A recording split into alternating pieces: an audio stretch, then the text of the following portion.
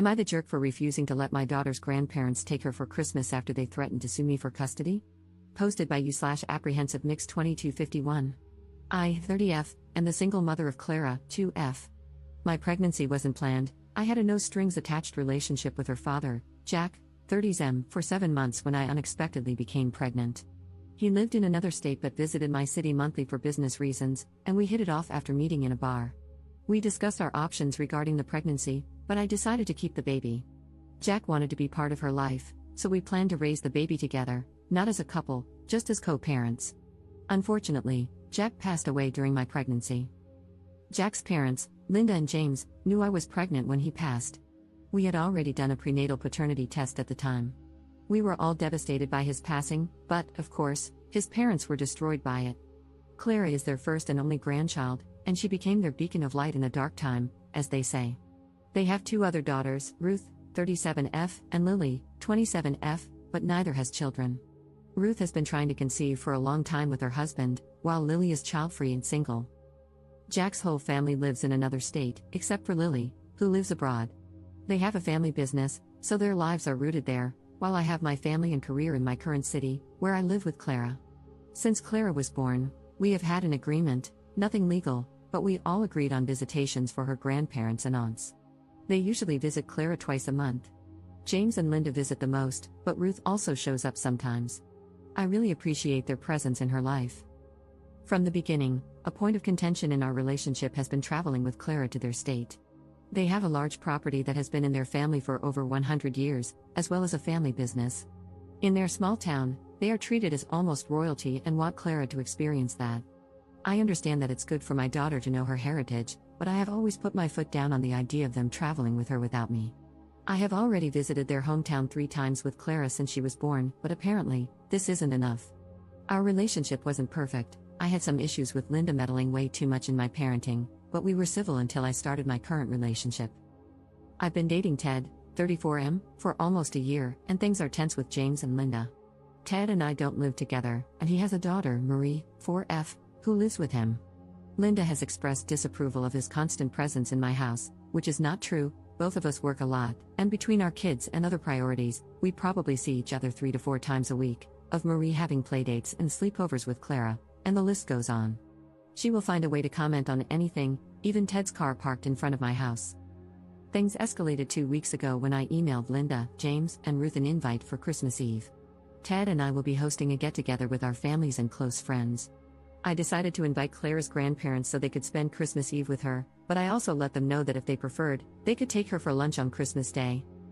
The next day, Linda texted me that they already had plans to take Clara to their home for Christmas. I said that this was not happening.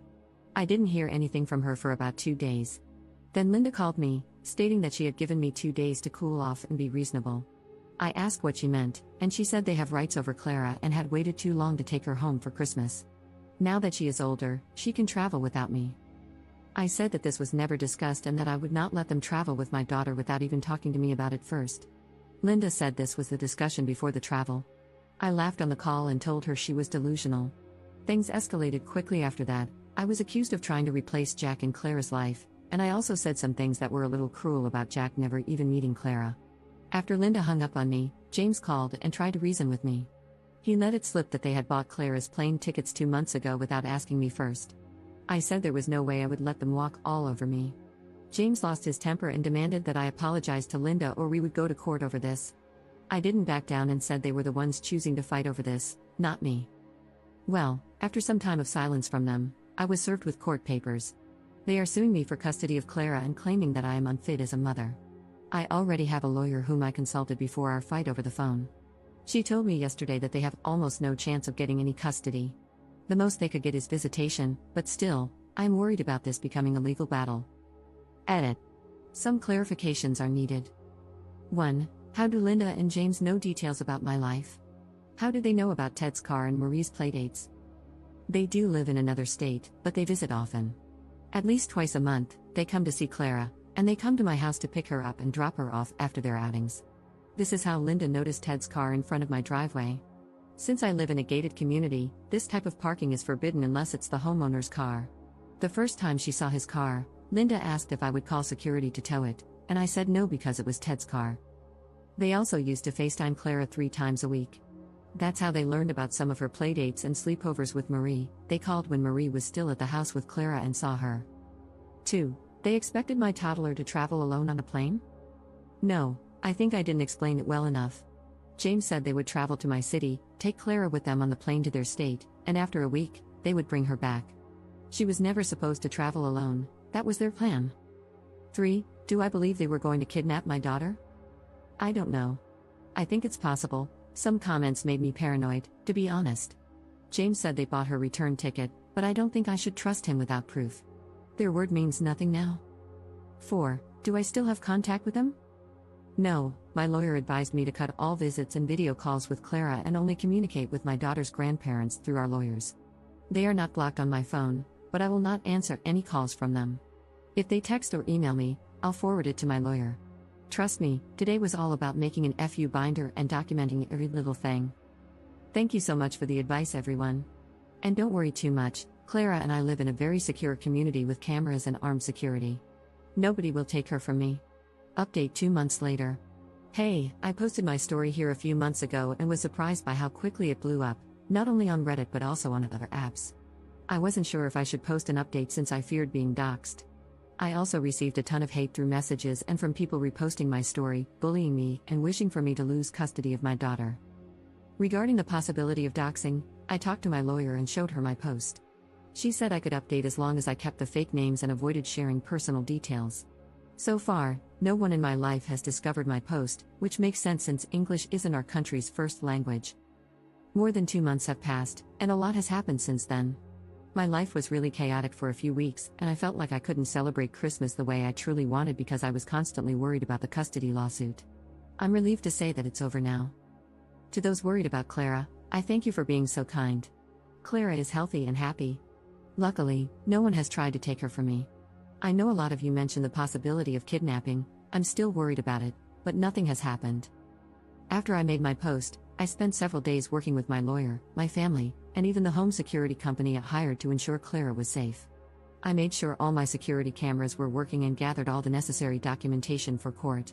My lawyer and I prepared extensive documentation about me and Clara and even obtained the visitation records from my gated community, which proved that Ted has never spent the night here. My family was very aware of my fears about kidnapping and made sure to always be around us. I have to thank you all for the incredible advice I received. I don't want to dwell too much on the haters because 90% of the comments and messages were truly kind and caring. I tried my best to listen to my lawyer and consider many of the things you all suggested to ensure our safety. Not only that, but I spoke with Clara's pediatrician, pediatric dentist, swimming teacher, and even my parents' church, where Clara sometimes attends kids' classes.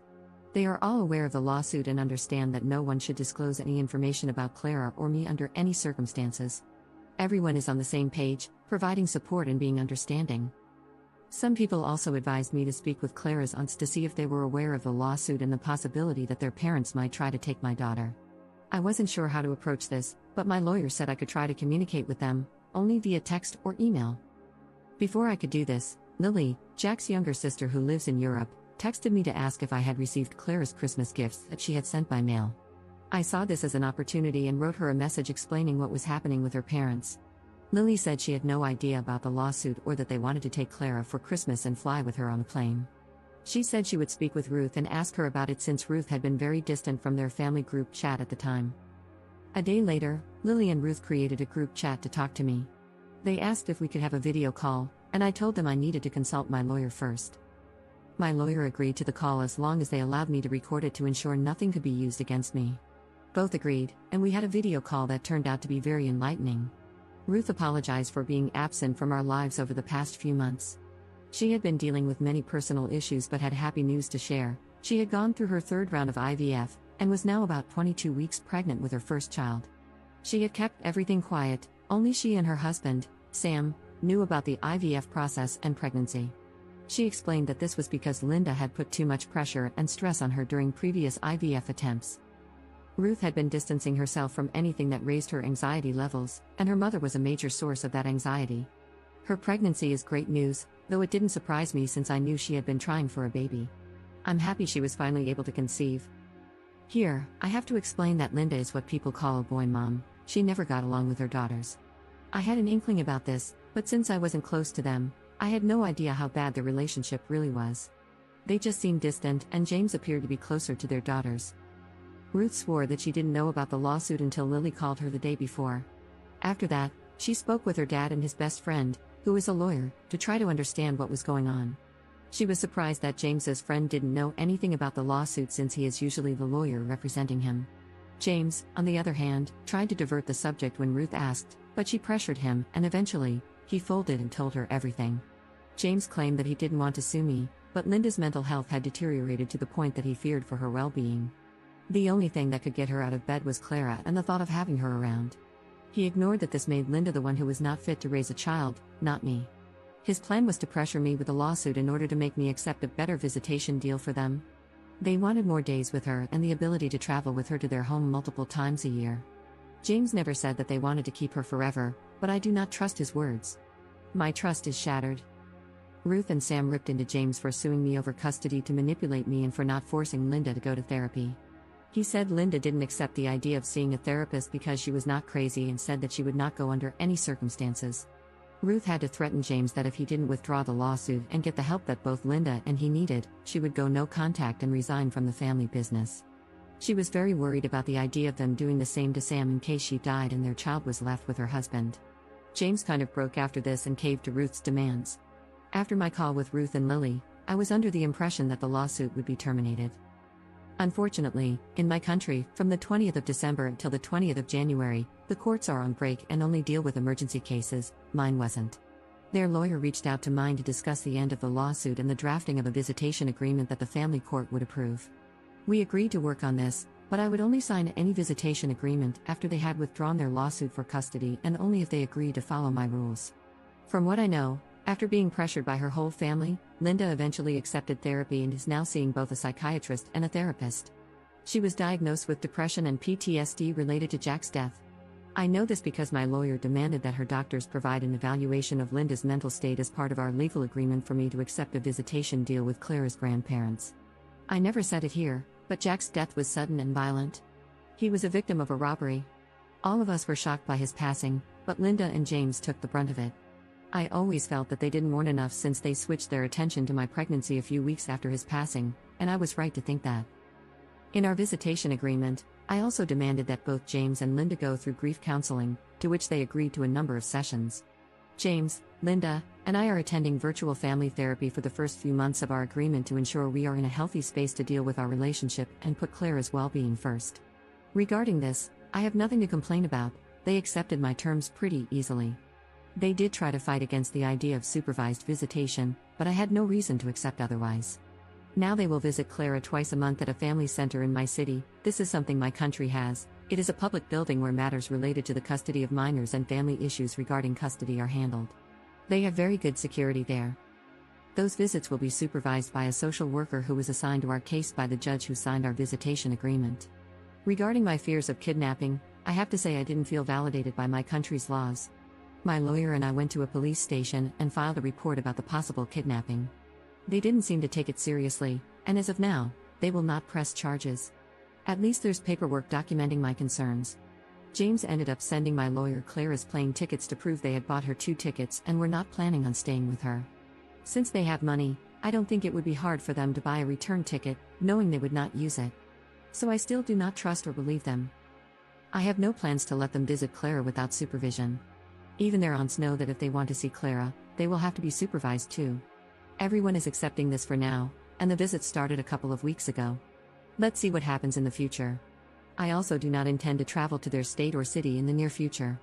I'm truly scared about the possibility of them using their power to take my daughter, so I will not make it easier for them. Thank you again for the help and well wishes. As of now, Clara and her mama bear are doing well and enjoying a couple of days that I took to spend quality time together and finally celebrate since our Christmas was very stressful. Relevant comments. Commenter. Did you have to give them visitation? If someone tried to take custody of my child or even just threatened it, I'd never want to see or hear from them again. The pair of them are unhinged. Her husband wasn't helping anyone but himself by thinking he was taking the easiest way out by threatening you.